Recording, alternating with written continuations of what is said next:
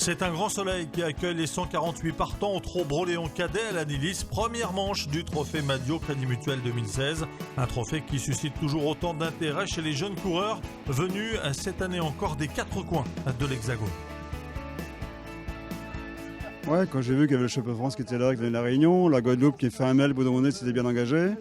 Ensuite, les premiers, c'était, je crois, l'Alsace qui s'en engagé également, du Nord. En gros, ça a mis les championnats de France, si je comprends bien, avec ce qu'il y a au départ. On verra. Parce que les Bretons, il en manque pas mal, qui sont partis courir des petites ailleurs, si on veut, dans les courses du coin où il y a 20, 30 coureurs au départ. Mais là, j'ai 150, je crois, pas loin, donc c'est pas si mal. C'est un peu la pépinière de futurs pros. Comment vous expliquez le succès du Trot-Broléon ? Le Trot-Broléon, je sais pas, parce qu'on prend des chemins de terre, des ribines, on est un peu différent des autres courses. Tout le monde a sa chance, on peut crever au des moments, mais à la fin, c'est toujours le plus fort qui gagne. Parmi les candidats à la victoire figure le champion de France cadet en titre sur route, le réunionnais Donavan Grondin. À 15 ans, après avoir fait ses armes sur VTT, Grondin est devenu l'un des tout meilleurs rouleurs du peloton. C'est pas la grande forme aujourd'hui, parce que quand je suis parti faire le tour de reconnaissance, je me sens pas trop bien, quoi. Vous avez déjà établi une petite tactique, stratégie ? Oui, déjà je vais essayer de placer les coéquipiers et tout. Après on va voir qui a la meilleure forme pour essayer de faire une place. Autre favori de cette première manche du trophée Madio présent à l'Anilis, le grimpeur du vélo sprint narbonnais à Gauthier Navarro. Champion du Languedoc-Roussillon sur route, vice-champion régional de cyclocross, les chemins de terre qui font la réputation du Trot-Broléon n'inquiètent pas plus que cela le jeune Narbonnais. Ouais, ça va, sans pression. On verra au niveau, après à partir du départ, comment ça va se dérouler. Ça va, les bonnes sensations. Essayer de gagner. Après un top 5, ça serait pas mal. Et le mieux possible.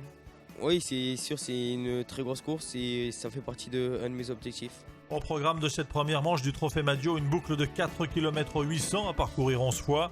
La principale difficulté de la journée, le Ribin, un chemin de terre d'environ 700 mètres qui fait la particularité de cette course à l'Anilis. La partie quand même de chemin était assez difficile parce que ça bougeait énormément et puis les cailloux nous déstabilisaient beaucoup. Mais sinon, le reste, c'était plutôt le rythme qui donnait la difficulté. Si le parcours est plutôt roulant, la montée qui conduit les coureurs vers la ligne d'arrivée sera sans doute également pour ces jeunes coureurs l'autre difficulté de la journée. Une chose est claire, le futur vainqueur sera forcément très costaud et peut-être même un jour professionnel, comme le coureur de Direct Énergie Romain Guilmois, un premier vainqueur du Trophée Madio à l'Anilis, c'était en 2007. Romain Guilmois, c'est le premier coureur à avoir gagné la manche du Trophée Madio organisé au Trot-Broléon, parce que le Trophée Madio a commencé en 2004, mais cette manche-ci à l'Anilis, c'est depuis 2007, donc on était à la 10e aujourd'hui. Romain Guilmois était le premier, et aujourd'hui il est professionnel dans l'équipe Direct Énergie. Et on a eu beaucoup de coureurs qui sont également passés professionnels. J'ai fait connaissance sur cette même ligne d'Arnaud Desmar, qui a remporté Milan-San Remo cette année, un des plus grands coureurs français actuels. Et Arnaud Desmar, quand il est passé pro, au Tour du Qatar, il a donné une interview au journal L'Équipe en disant mes plus grands souvenirs de cyclisme, c'était quand j'étais cadet, avec mes parents, on allait à l'Anilis pour disputer le Trot-Broléon et c'était comme des vacances. Donc on voit que le plus grand coureur français du printemps a vraiment effectué ses débuts ici. Une course qui laissera peu de répit aux coureurs. Les tentatives d'échapper sont peu nombreuses et pour cause, les premiers tours sont bouclés à près de 40 km/h de moyenne. Il y a tout de même quelques attaques. Le Lavallois Marc Martin dès le deuxième tour. Le coureur de Pouzauges, Lucas Grolier, va également tenter sa chance en menant la course durant 2 tours. Mais comme l'Alsacien Jérôme Hennis un peu plus tard, ils seront repris grâce notamment au gros travail en tête de peloton du champion de France, Donavan Grondin. En fait, tout va se jouer dans le dernier tour. Victor Charlot, le jeune Aquitain licencié à Langon, spécialiste de la piste, médaillé de bronze au championnat de France à l'américaine, prend les devants dans les derniers hectomètres. Il ne sera pas rejoint et s'adjuge la victoire à l'Anilis. Les Bretons, Garnalec et Le Floch prennent les 2e et 3e places.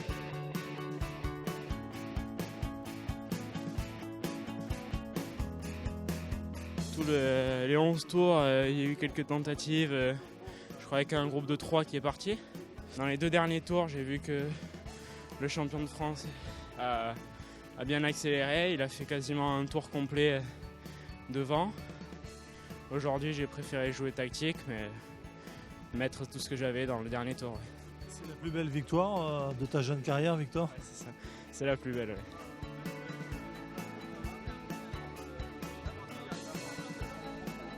J'ai tout donné. Et après, il y a Victor Charlot qui est revenu. J'étais à bloc déjà et lui, il est arrivé plus vite. Il fallait que je relance, mais j'ai pas réussi. Et après, il a pris 3 mètres, c'était trop tard.